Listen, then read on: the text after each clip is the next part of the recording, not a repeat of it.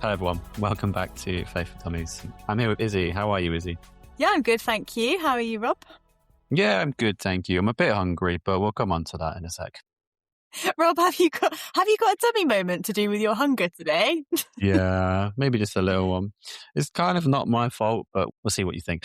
I got up and got the boys ready, took them to a childminder. I didn't have enough time to have breakfast. Well, I did, but I didn't want to make them late. Or Izzy late, actually. And so I took a tub of cereal and I've already checked with Adele, who's in at church in the morning, saying, can I have some of the milk that you're going to use for your group? She's like, yeah, it's fine. I'm like, great, okay. And so I get to church. I ask Adele where she wants the pram because she's picking up the kids later. I put it there and they were in the kitchen when I asked that. And then I go back in around and I go into the kitchen, open the door and I hear, and dear Lord, I just help, blah, blah, blah, blah, blah. And I'm like, okay, they're in a prayer meeting. And then I'm holding the door and I'm like, they're in a prayer meeting. So I'm like, I can't really go in and get some milk and pour it all over my cereal ready to eat. And so I, as quietly as possible, closed the creaking kitchen door. That probably makes more of a noise than if I just let go. Yeah. And I was like, I'm just going to have to eat it later. So It's now nearly 10:30. I've still not had my breakfast. I've had a banana, but yeah, it's just a little one, but there we go. I think the big question all of our listeners will be asking is, what is the cereal of choice? The cereal is called Apricot Wheats. Apricot Wheats. Yeah. I love Apricot Wheats. Are we boring? Maybe. I think so. But then if you don't know what they are, they're like little shreddies. Not shreddies. It's like shredded wheat. Yeah. Little shredded wheat with almost apricot jam in it. And it's like an attempt to be healthy full of jam. And it's probably not good for you at all, to be honest. Yeah, probably not. But I do have some chocolate cereal, which I do treat myself to when it's a weekend because I am that old. Wow. Me and my friend were texting about chocolate cereal this morning. So, wow. What a weird day. What did you have for breakfast this morning? I'm a bit more boring. I had like fruit toast and a smoothie because I'm nice. Getting old and I feel like I can't just eat chocolate cereal every morning anymore. Yeah, that's why it's a treat for me. I'm nearly 30. I've got to eat sensible breakfasts. Anyway, what are we talking about today, Rob? And why don't you just launch in and tell us what you found about the topic? Yeah, cracking. Let's go. We are looking today at joy versus happiness, and joy and happiness. What's the similarities? What's the difference? What does the Bible say? How do we feel? All of the things that you're dying to know about joy versus happiness. And so I started off by Googling the definition of happy. And one of the definitions that came up was feeling, showing, or causing satisfaction. I thought, oh yeah, I can see that, why they would say that. That's good. And so the next thing I did was looked for a definition of the word joy. And it said, be filled with great happiness. So that wasn't really too helpful. But I think it probably comes from the fact more that Christians see joy as different to how society would see joy. And that's maybe a bit more what we're going to explore today. Yeah, hopefully that'll be good. So I did find an article, Christian article, that said, Christian joy is a good feeling in the soul produced by the Holy Spirit as he causes us to see the beauty of Christ in the Word and in the world. And I thought that was interesting. You might need to press the little rewind 15 seconds just to hear that again. But what do you think to that? Would you add anything? I thought it was quite a good overall thing. So what do you think? I like it. I think the idea of it being a good feeling in the soul kind of talks about the depth of that, right? It's not just a fleeting thing. I think the only thing I would add is that and we'll probably talk about this in a minute, but for me, joy, even when I'm not happy, is also about the hope that I have. I have joy because I can look to the future joyfully. And I think that's a big part of it for a lot of Christians as well. So absolutely, it's seeing the beauty of Christ and in the Word and in the world. I like that. And I like that the Holy Spirit is part of that. But yeah, I would say there's something in there about hope for the future. Yeah, I think that's fair. That's good. And so I think you've gone away and done a bit of research in the Bible for us. Yes, I did. I think so when I was looking at this, basically the Bible talks about joy 10 times more than it talks about happiness. And we're not really being picky about this. Joy and happiness can mean the same thing. This isn't an English grammar lesson. But I think when the Bible talks about joy, the most interesting circumstances to me, there are lots of, rejoice in the Lord for he is good, and there's loads of good things to find joy and rejoice. Yeah. But like, I think the interesting thing for me is when the Bible talks about joy in the difficult stuff. And I think that's when we kind of really understand what joy must mean. Because if we can find it when we're suffering or hurting or facing something hard, then it's got to be more than just surface level happiness. And yeah, yesterday I was saying, I'm so happy. And it was because loads of really nice things had happened in the day and I was just feeling really happy. Yeah. But actually, the day before, I was feeling really sad because I was remembering somebody that I've lost recently. And so actually that happiness was kind of dependent on the things that happened that day. So the Bible, like one of the verses that came to mind straight away was the verse in James 1, where it's kind of a controversial, like he says, consider it pure joy whenever you face trials of many kinds, because you know the testing of your faith produces perseverance. And I think we've talked about this verse before on here, but that's a bit weird to consider it joy. Like, don't consider it joy, that you've overcome this or that God's done this, or, consider it joy when you face trials is a really weird thing. But the reason is because you know that when you're tested, when you face those trials, you'll produce perseverance. And we know in other places, like in Romans, talk about perseverance producing hope. And actually there's like the joy is for the hope of the future of what's going to come out of that situation. And then there's quite a few Psalms, obviously, that reference joy. One of them is Psalm 30, weeping may stay for the night, but rejoicing comes in the morning. So the idea that actually you can find joy even if you're weeping and suffering. Yeah, it's a worship song that quotes that, actually. Yeah, absolutely. That's what has been in my head since I found that one. And then there's also like Psalm 94, when anxiety was great within me, your consolation brought me joy. So I'm feeling really anxious, but having God's comfort is what brings me joy. So it doesn't take away that whatever's causing you anxiety, but knowing his comfort brings you joy. Yeah. And then like Philippians is a classic one. Philippians is like the most joyful book of the Bible. And yet Paul wrote it from prison, I think. So I didn't know that. Okay. I'm pretty sure that's the one he wrote in prison. No, I meant that the fact that it was the most joyful book in the Bible. Yeah, I see a lot of commentaries on Philippians will be called something to do with joy. Yeah. Okay. And one of the lines from Philippians towards the end is rejoice in the Lord always. Again, I will say rejoice. And Paul's talking about trials and he's in prison and he's faced so much stuff in his life. And yet he's saying rejoice. Yeah, that's another worship song, isn't it? Yeah, it is. Yeah. And the last one I wanted to mention, I've just kind of like bombarded you, but kind of trying to get a theme across here, is in 1 Peter 4. He says, don't be surprised at the fiery trials you are going through, as if something strange were happening to you.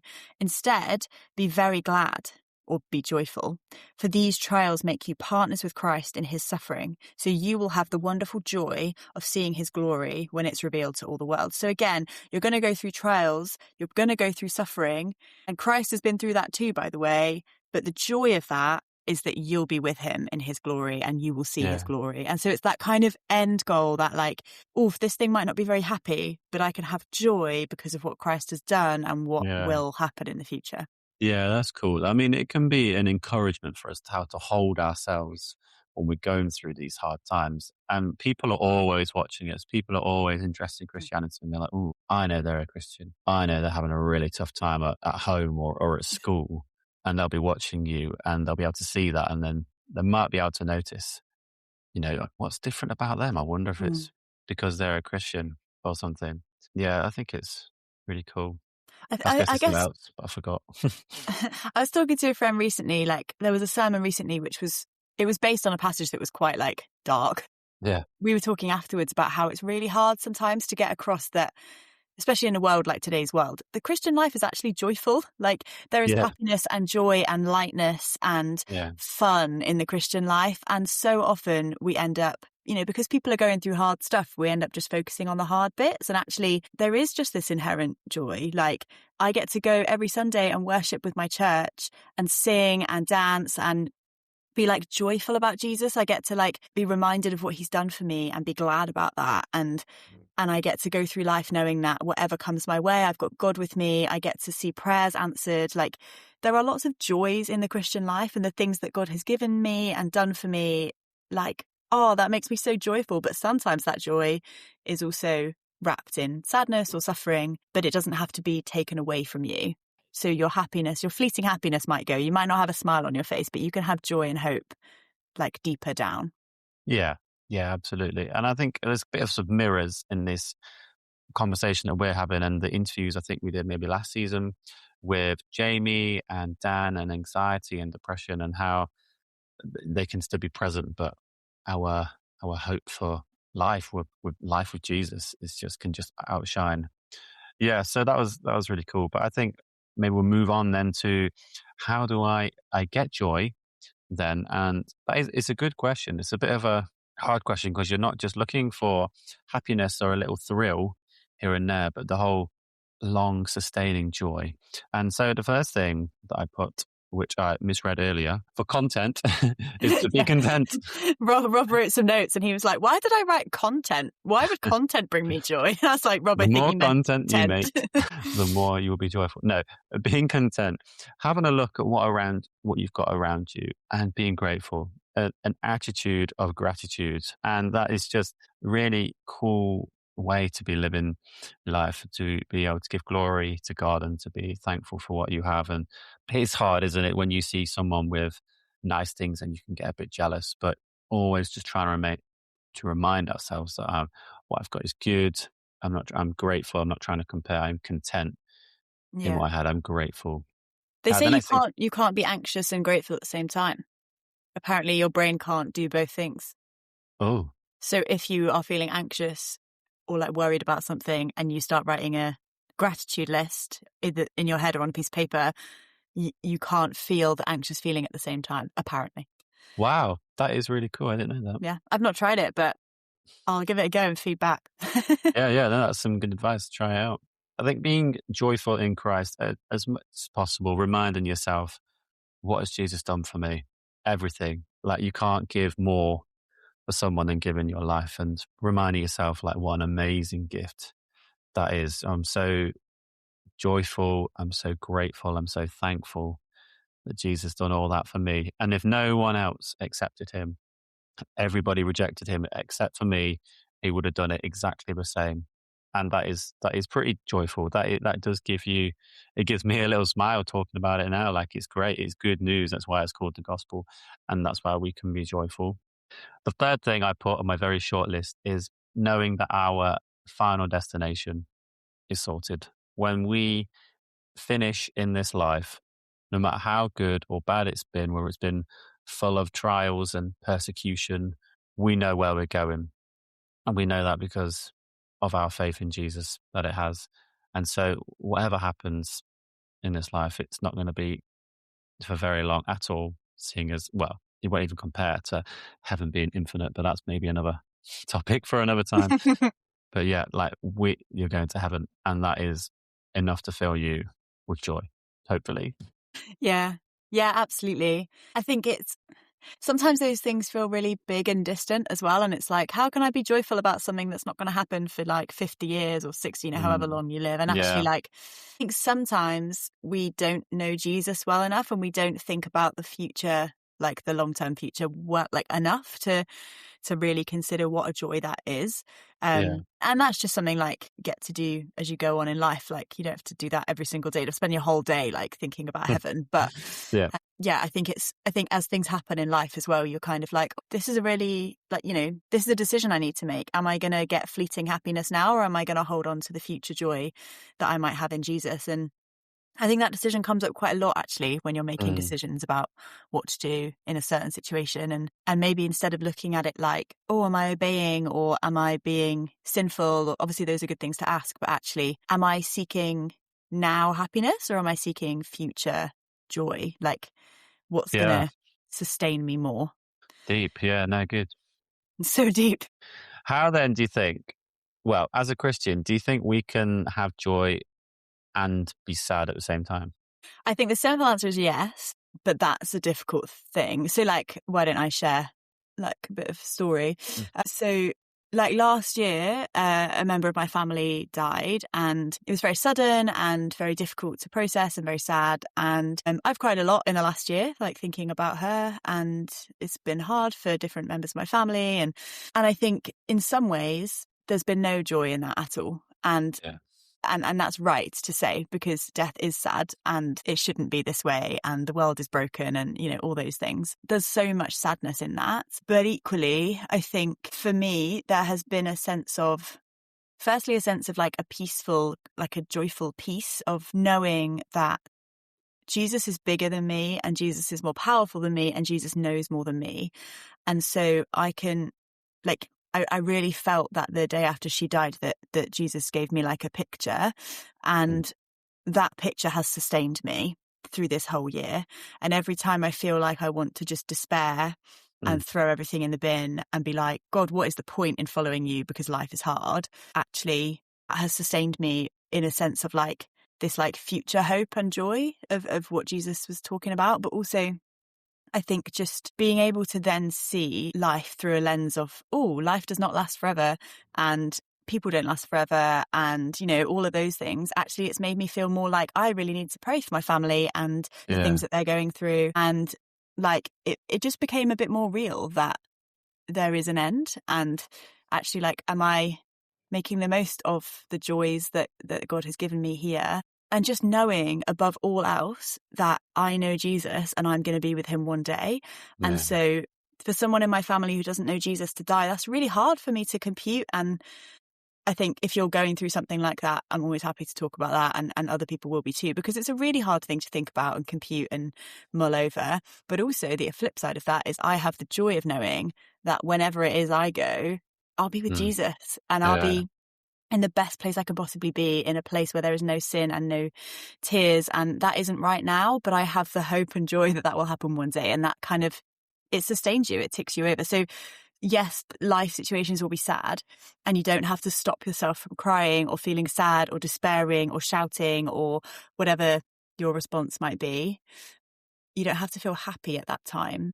Yeah. But hopefully walking through that with Jesus means that you will have an underlying hope and joy, even if it's not like at the surface.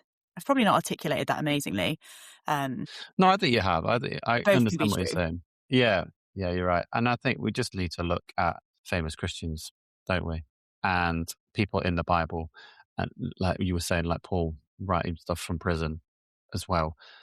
And the stuff on there, the stuff that we study, the stuff that we read, like that, and see what they say. And I think actually you've covered quite a few different Bible verses that have helped with that, and rejoicing in hard times and considering it joy when you're going through hard things and why that is. So it can be hard, and I think that's okay. And I think when you're going through suffering, it is okay to talk about that with people, and obviously and get help and see what it's like. Yeah. And it's considering it joy because of the end of that, not considering the suffering itself joy, but considering it joy, how you're going to come out of it and what God's going to do in it. That's the bit that we consider joy, not the death of a friend or, you know, the suffering of an illness or whatever. That's not the joy. Yeah, cool. Rob, do you have a challenge for listeners this week? Yeah, just a really simple one. Can you think about how you can spread joy in your little local context, your little friendship group, in your family at home, school, on the bus, wherever? How can you spread a little bit of joy? Maybe that's just saying something nice to your friends, whereas normally you would just be mean, hopefully not. Or whether it's something a little bit more like you might buy them a Freddo from the tuck shop or whatever. Or maybe it's even just committing to praying for your friends that they would know the joy of Jesus. Like maybe you could pray that they would know the kind of future joy. Yeah. Good. What are we looking at next week? So next week, we think we know what we're talking about, but we don't want to promise anything that might have to get moved around the schedule.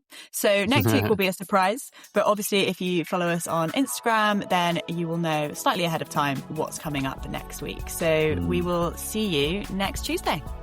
See you next Tuesday. Bye, everyone. Bye, Izzy. Bye.